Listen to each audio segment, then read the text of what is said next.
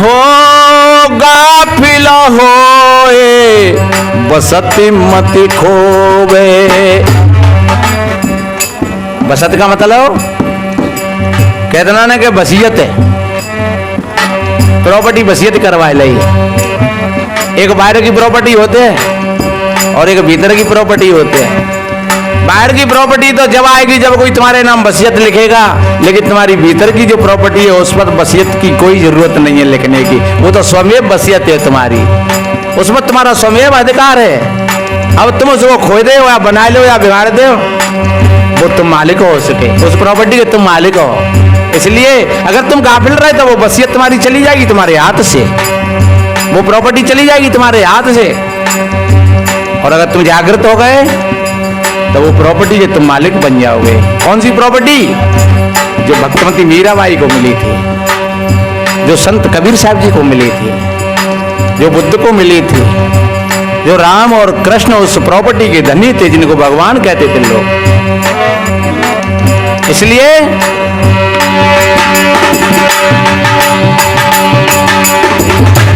हो गाफिल होई बसती मति खोवे।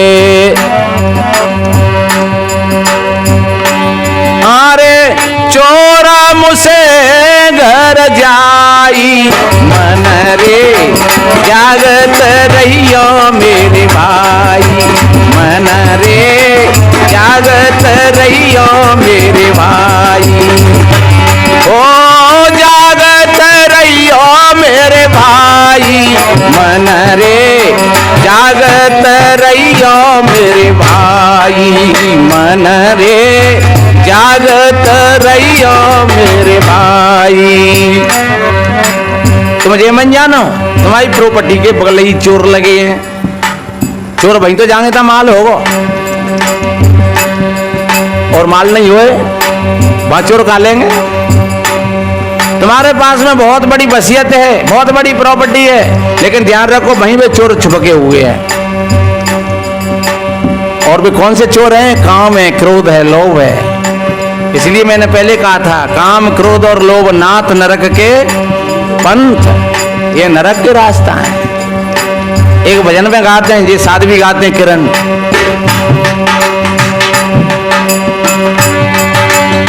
भूल में ये सोए के हो,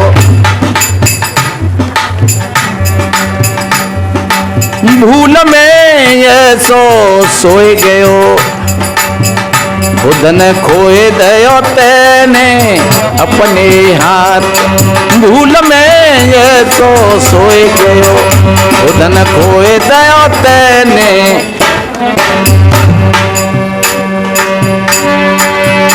अरे चोरन मुसिल जाई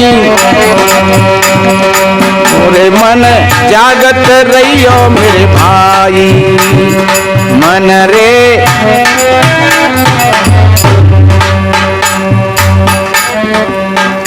इसलिए आपके चोरों लगे ताके तहीं पर चोर मुझसे घर आई, चोर घुसे हुए हैं।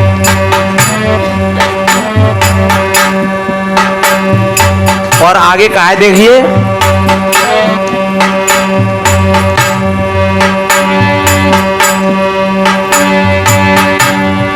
हो सटरे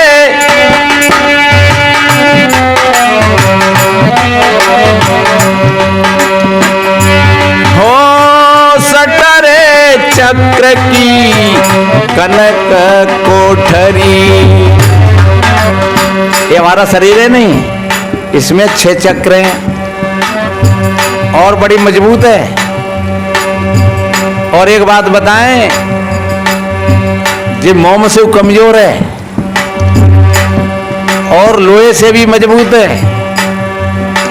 कभी कभी देखा होगा नहीं आपने, कभी आदमी के शरीर पर लठ टूट जाते तो कुछ ना बिगड़ते,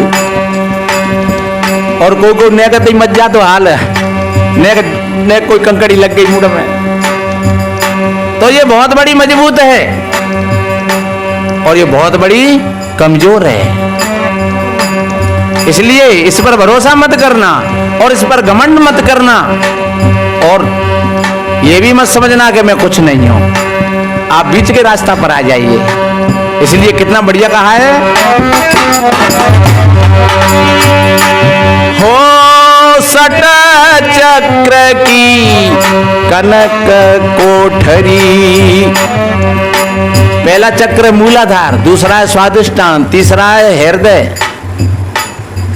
और चौथा है कंठ, पांचवा है तालु और छठवां है आज्ञा चक्र। ये हमारी रीढ़ की मूल द्वार से लेकर के और यहाँ तक पूरा का पूरा सदा हुआ है। जैसे छानना होती को वो, और वहां बीच में बल्लो धरा हो तो है, और बल्लो ने न जाए बीच में देता हो तो पूरी छाने आ जाए नीचे। और अगर वो बल्ला मजबूत है तो फिर वो छान का कुछ बिगड़ने वाला नहीं है। तो ये हमारी जो रीढ़ है नहीं, इसलिए मजबूत होनी चाहिए और मजबूत है। लेकिन कबू कबू ऐसा है, या तो है जो लोग ज्यादा सोफिया ना होते ही, जो बड़े बड़े गद्दे बस होते हैं और फिर कुदरती बिन मिल जाए दरी सोवे को या पटिया, तो फिर परेशान होंगे। अब वही 4-5 ना की बात है, मोटो गद्दा आएगो शुक्रन ने ले लो तो जा गद्दा बता हम सो आएंगो, और खाट वैसे नवी नवाई बीच में थे बेटा मोटो गड्ढा। अब 2 दिन सोए जाऊंगा, मेरी तो रीढ़ टूट चली जाए, मैंने कही ला कल और मोटो मंगवाए थे जाऊते। मेरी रीढ़ टूट चली, बहुत दर्द है रो है। अब ने कही कोई दर्द की बीमारी नहीं है, एक हाथ ढीली है और गद्दा मोटो है। इसलिए कहने का तात्पर्य हम और आप सभी भाई बहनों को सीधा सोना चाहिए, टाइट खाट पर सोना चाहिए, तख्त पर सोना चाहिए, पत्थर पर सोना चाहिए, जमीन पर सोना चाहिए, और ज्यादा मोटे गद्दे पर नहीं, यानी दरी डाल करके और हल्को पत्थरों गद्दा डाल करके, तो आपकी रीढ़ बढ़िया रहेगी, मजबूत रहेगी। और आपकी रीढ़ में अगर कोई हरामपन घुसेगो तो वहां में कीड़ा लग जाएंगे और पूरी की पूरी छान टूट जाएगी। इसलिए बड़ी साधना की बात है। कितना बढ़िया कहा,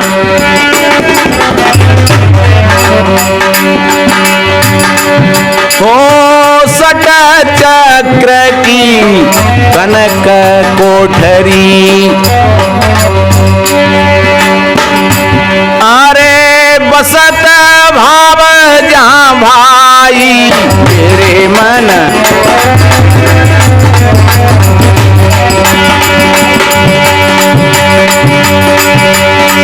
ओ बसत भाव है सोई मन रे, जागत रहियो मेरे भाई मन रे, जागत रहियो मेरे भाई।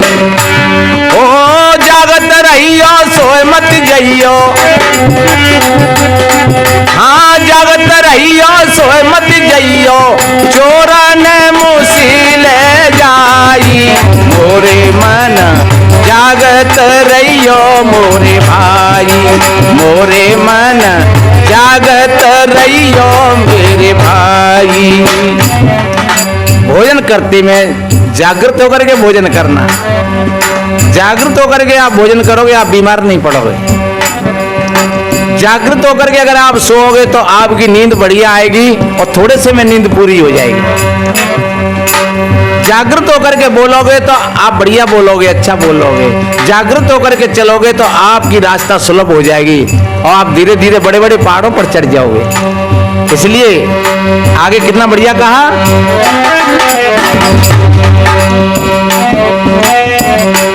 ओ ताला कुंजी कल्प के लागे, ओ ताला कुंजी कल्प के लागे। कितना कल्प मजबूत, वो ताले बड़े मजबूत हैं। पर ध्यान रखो कोई ऐसा वक्त आएगा तो फिर उनको टूटने में भी देर नहीं होगी। बड़े बड़े पहलवान, बड़े बड़े पैसे वाले, बड़े बड़े विद्वान, और जब मामला बिगड़ता है तो हाल ही धराशायी हो जाते हैं। लोग कहते हैं भैया जी का है। इसलिए इस पर घमंड मत करना कितना बढ़िया कहा। हो ताला कुंजी कल्प के लागे,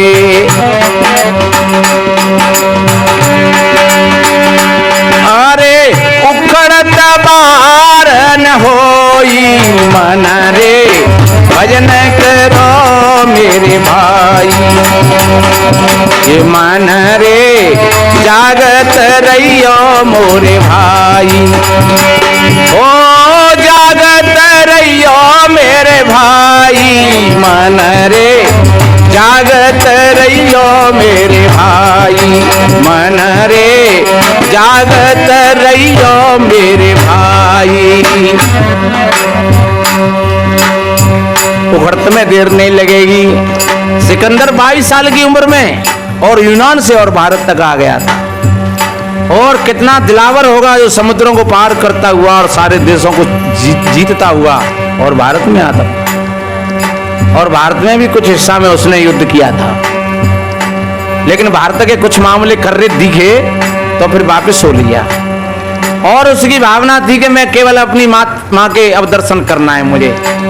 लेकिन ध्यान रखो, बीच में ही उसका स्वास्थ्य गिर गया और दुनिया भर के वैद्यों को बुलाया, डॉक्टरों को बुलाया, लेकिन सबके सब फेल हो गए।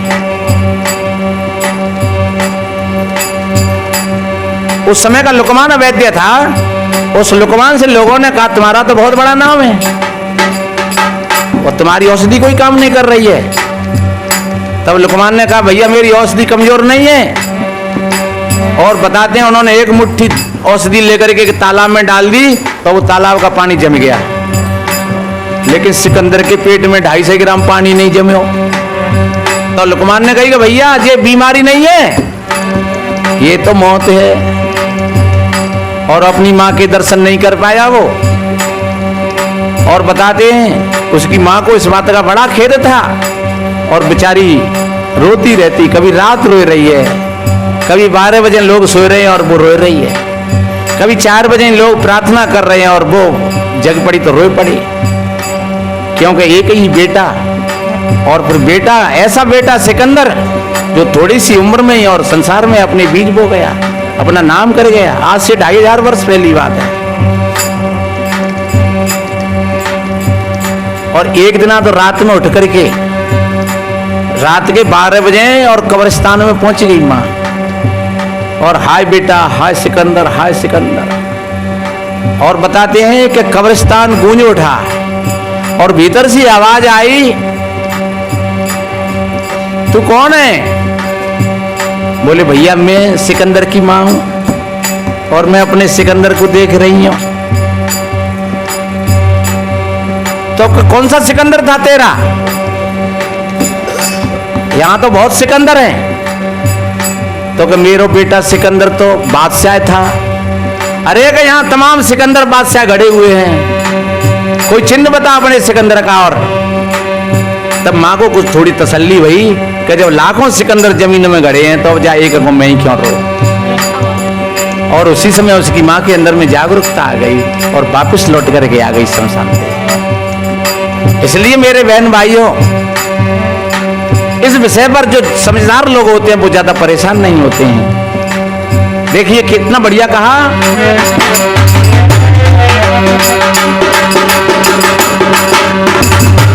ओ पंच पहरोवा सोए गए हैं। ये 5 पहरुआ, ये 5 पहरुआ कौन है? ये 5 प्राण हैं, ये रखवारी करते हैं। जब तुम सो जाते हो गहरी नींद में, तुम्हारा शरीर सो गया और फिर मन भी सो गया। अब तुम्हारे पास दुनिया की कोई भी चीज नहीं है, क्योंकि मन का ही तो संसार है पूरा का पूरा और मन से ही सब मामला जुड़ा हुआ है। और मन भी सो गया।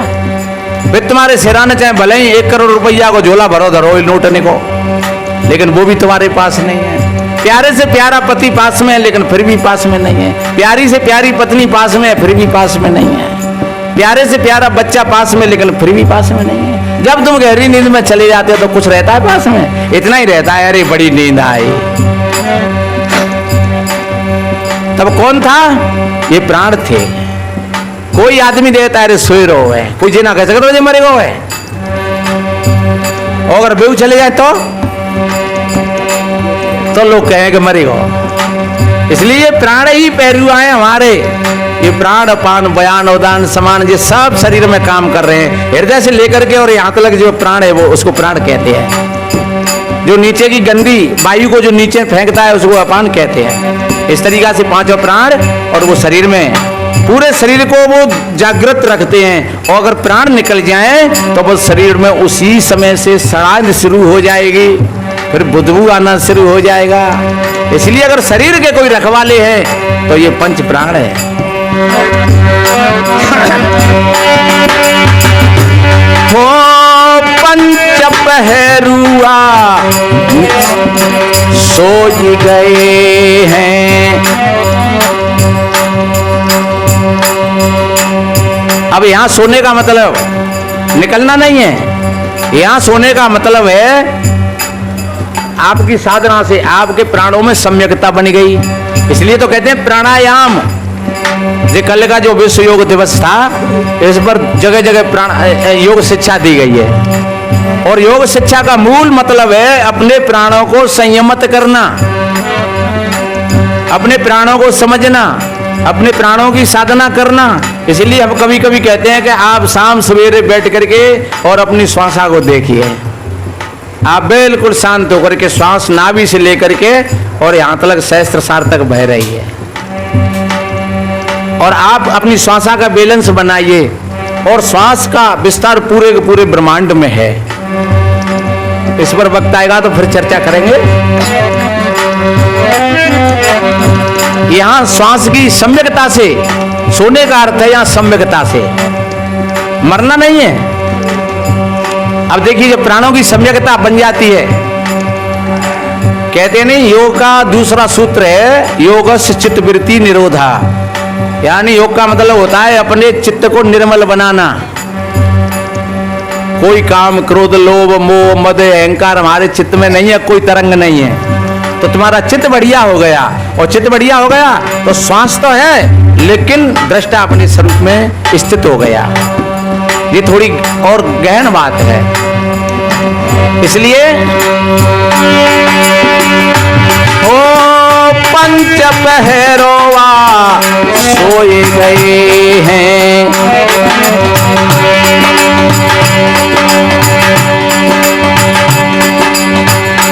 अरे बसते जागन लागी मन रे जागत रहियो मेरे भाई।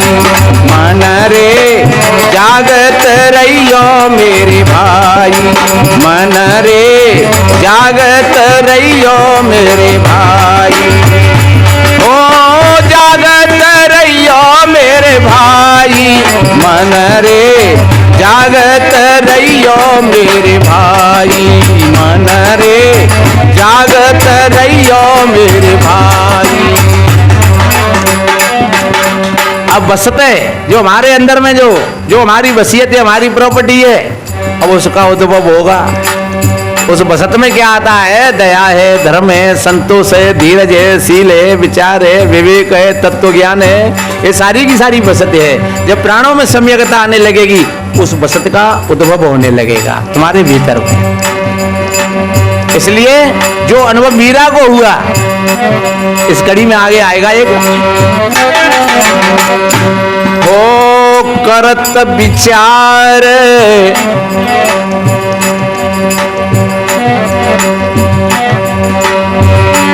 हो करत विचार मन ही मन उपजे।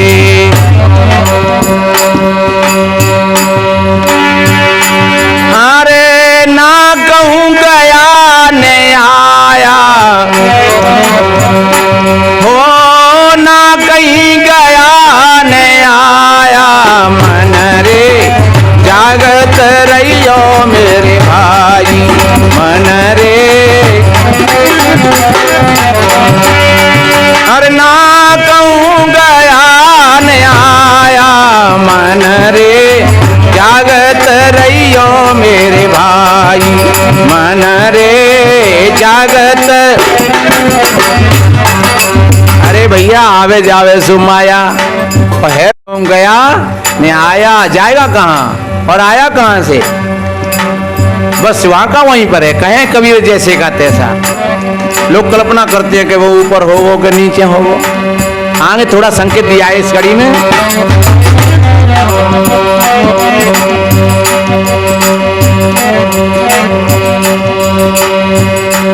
हो जरा मरण ब्याह पे नहीं काहू,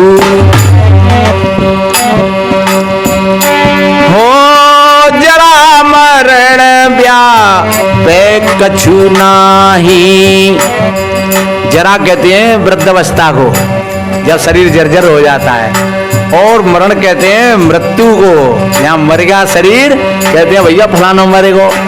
पर ध्यान रखो ज्ञानी पुरुषों को व्याप्त नहीं होता है ये ज्ञानी पुरुष तो पहले ही सारी बातों को समझ लेते हैं, तो न तो उनको बुढ़ापे का दुख होता है और न मृत्यु से वो भयभीत होते हैं। इसलिए कबीर ने कितना बढ़िया कहा है, कब हो जरा मरण ब्याह पे नहीं काऊ,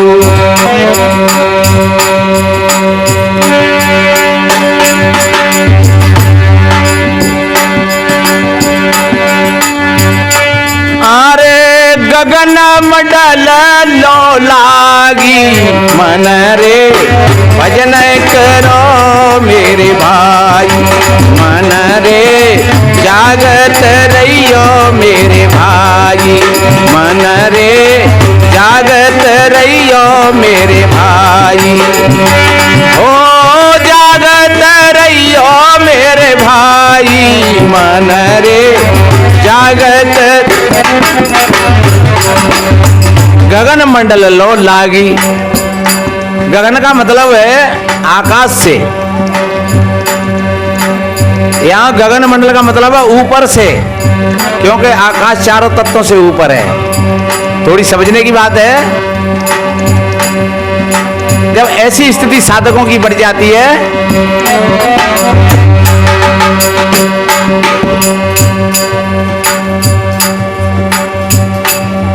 यहां गगन मंडल का मतलब है निर्विचार स्थिति से, हमारे चित्त में किसी प्रकार का ये विचार नहीं रहे, और विचार नहीं रहेगा तो फिर विकार भी नहीं रहेगा। और कितना बढ़िया कहा है, हो कहें कबीर संशय सब छूटा। संशय का नाश ज्ञान से होता है। विकारों की अग्नि ज्ञान से शांत होती है। मैंने पहले कहा था कि सब जग जरते देखिया अपनी अपनी आग, और ऐसा कोई ना मिला जासों रहियो आग। हो कहीं कबीर संशय सब छूटा। अब कोई संशय नहीं है किसी प्रकार का। अरे राम रतन धन पाया,